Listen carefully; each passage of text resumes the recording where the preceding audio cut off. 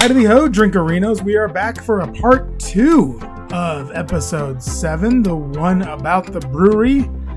This is going to be the Friday night pints portion of the podcast. So, if you want to see how the beers were that we tried over there at the brewery, then stay tuned for this one. If not, well, have a great weekend. Anyway, here's the rest of the episode. Picking it up live. And now to you, Past Steve. Take it away. Wasn't that great? God, Jimbo, awesome dude. Thank you so much for letting me sit down with you. We actually sat down. We were in the pub, so there's a little noise back there. People enjoying themselves on a Wednesday afternoon. You gotta love it. Anyway, so now we're getting into Friday Night Pints, and this Friday Night Pints is a special one because it's all those Bruery beers that I tried over the weekend, and also some of the barrel-aged ones that we tried just the other day. I'll tell you what, this was an absolute pleasure trying these beers. The first one I tried was called Red, White, and Brew. And what I'm going to do is I'll tell you the name of the beer, and then I'll give you the little synopsis. And then I'll tell you what I thought about it. And then we'll move on to the next one. How does that sound? Does everyone get that? Y'all got that? Good. So this one, Red, White, and Brew. This is a bourbon barrel-aged wheat wine ale with blueberries, raspberries, and vanilla. Hence the name, Red, White, and Brew. So to sort of outline how my day went at the brewery, this was my first beer. And it poured a really pleasant, purple color with a tawny colored head that hung on for dear life throughout the whole 4-ounce pour. It was typical barrel-aged beers. You don't get a lot of head on them. This one, though, little tawny colored one, kind of brownish, and it stuck on the glass for a good long time. Blueberries, vanilla, raspberries, all right there on the nose with a touch of bourbon and oak. Also get a little tobacco, and that could have been the vanilla. But yeah, you get a little bit of pipe tobacco in there. The vanilla definitely plays on the palate on the first sip. It's actually quite nice because it evens out those tart blueberries and sticky raspberries. So it sort of evens all that out. The bourbon, booze, and oak balance the beer out nicely. This one, not a sugar bomb, and that's kind of why I got it. I thought it might be. So I thought, why not try this one, see what they're doing with it. The flavors mingle almost like a melted ice cream sundae in that you get all the individual fruits and flavors, but it really is best appreciated in the whole. I had a 4-ounce taster, and next time I might go for the 8. It's really that good. 12.7% found on tap at the brewery in Meridian. Next, We All Scream, blended bourbon barrel-aged imperial stout with strawberries, cacao nibs, and Madagascar vanilla beans. Yowza! Sometimes you see a beer on the menu that sounds so amazingly yummy and delicious, but with obvious faults that could turn the whole thing wonky and wrong, that you have to try it, right? I'm not the only one who would do that, right? This was We All Scream for me. I really love stouts. I love ice cream, and stout floats are about my favorite thing. But to put it all together into one bourbon barrel-aged beer that also happens to be 15%, sounds like some kind of disgustingly awesome Frankenstein's monster of goodness, doesn't it? Having just conquered Red, White, and Brew, I was feeling pretty good, needless to say. So I tucked into this demonic angel of a sweet treat and found it to be pretty much as advertised. On the nose, you get that vanilla ice cream. Actually, you get that it's the fancy vanilla bean ice cream. The strawberries, to me, were muted. It wasn't big on strawberry. That flavor was there, but it didn't stand out. Because mother of God, the cacao nibs and bourbon in this beer bring so much lusciousness and, let me just look at the chat GPT here, unctuousness to the party that I kept going back for these flavors more and more. The alcohol, not a small amount at 15.3%, actually brings this beer back to earth and creates a moment of balance before the lingering vanilla bean and cacao nibs take you all the way back to flavor country. Yes, I have constantly, and some would say ruthlessly, knock down dessert and pastry stouts, and will continue to do so. But I'll be damned if this beer wasn't a little slice of heaven floating to me on wings made of vanilla bean. 15.3%. It's a biggie, found on tap at the brewery in Meridian. Next up, this one was nice. A bottle pour from our friend Jimbo. American Anthem English Style Old Ale. This is a bourbon barrel-aged ale with peach, apricot, cinnamon, and vanilla. Pours copper-colored, thick-looking with zero head, much like many barrel-aged beers. Toffee, dates, stone fruit, and bourbon. On the nose with a slight whiff of booze. This Anthem boasts flavors of leather, tobacco, apricots, bourbon, and toffee. There's a lot going on in this beer. Basically, the way they describe it on the website is it's like if you took a peach pie and made a beer out of it. And that's kind of what it is. The peach comes off as over-ripened, which I enjoy, especially in a bourbon barrel-aged beer. And it comes after everything else. So you get like this over-ripened, almost like maybe like a burnt peach. And that stone fruit and vanilla happening in there towards the back end of the palate. It balances it out nicely. It's a nice little balance there. It was the craziest beer I had all night. And, that includes the 15% ice cream stout.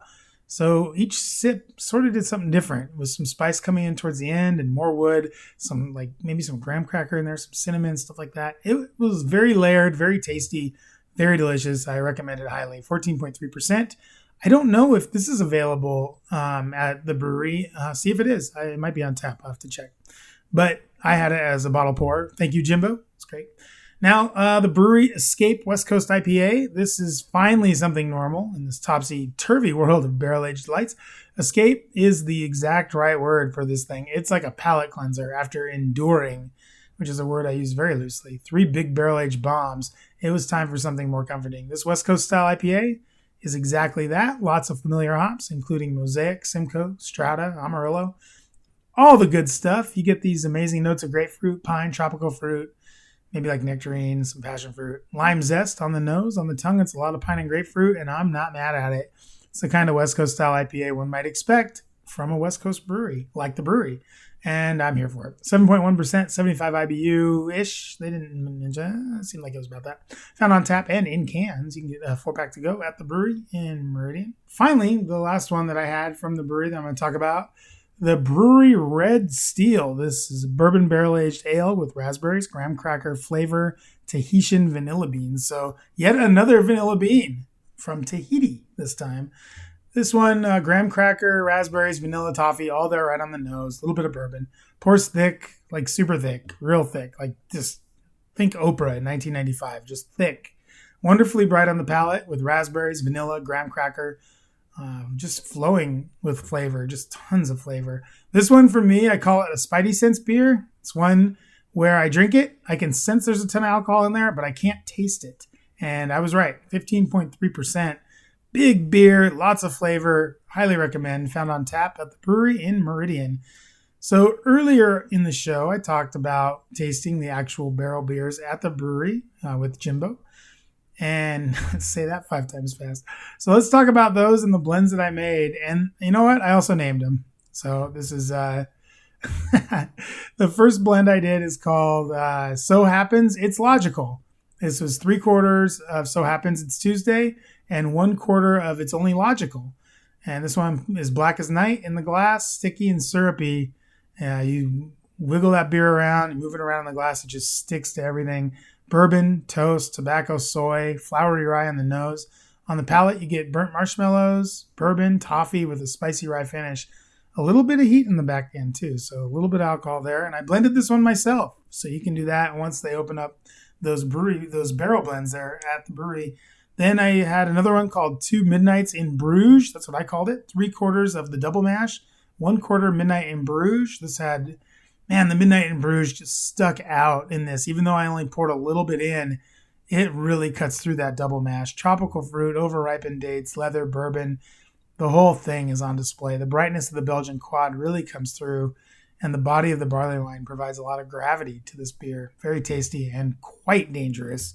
Highly recommend trying that. And then Jimbo had a creation. I named it for him. He didn't have a name for it, so I named it. I called it Barrel Wars. He put 40% of double mash, 30% of So Happens a Tuesday, 30% of It's Only Logical. All in there. You really get, it's baked. It's like soy sauce in the glass. It's thick. It's syrupy. It sticks to the glass. On the nose, dates, over-ripened fruit, more the same, burnt marshmallows, rice spice, and a little something in there, I don't know, maybe flowery, kind of a flowery, or maybe like tree bark. There was another thing in there that I just couldn't quite place. It might have been just the oak. The stout provides a nice balance for the rye and the barley wine. Toffee, soy, dates, rice spice, and bourbon come through on the palate. Nice blend, Jimbo. But I don't think it beats my So Happens It's Logical or 2 Midnights in Bruges. We're going to have a contest.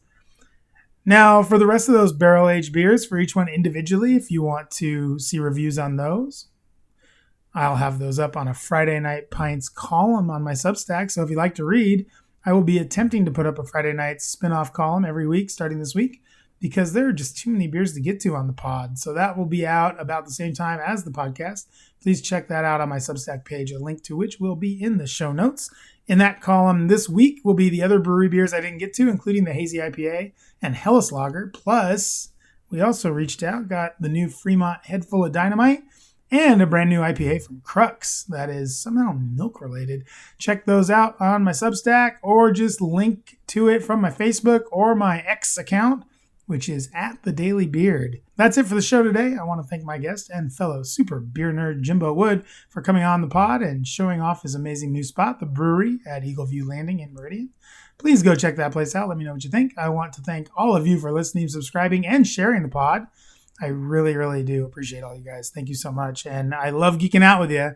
So if you got something to say, email me, idahoboozepod@gmail.com with any questions or comments or really anything you want to talk about, anything at all. Just, if you're up late one night, and you just want to email someone, just email me. You can reach out to me, Stephen Kuntz, on Facebook. It's the logo of the show is on there, so you can find it easy on there. Or at X, @TheDailyBeard. Next week, we will be venturing once again into the realms of spirits. Ooh, Koenig Distillery is going to be on with their head distiller, Andrew Koenig. So be sure you subscribe today on Substack, Apple Podcasts, or Spotify to get that delivered to your phone at no charge. I am your host, Steve Kuntz. Good day and good drinking, everyone. This episode is sponsored by Like Button. Okay, you've started a business and you built a website and a Facebook page. Now, where are the new customers? Navigating the waters of digital marketing is time-consuming, complicated, and costly. So let Like Button do it for you. With plans starting as low as $2,000, Like Button specializes in helping small businesses grow up and larger businesses scale by putting together a strategy and maximizing ROI numbers through paid ads, omni-channel marketing, and even SEO. Go to likebutton.us for your digital marketing needs and get back to doing what you do best. Grow your business with Like Button.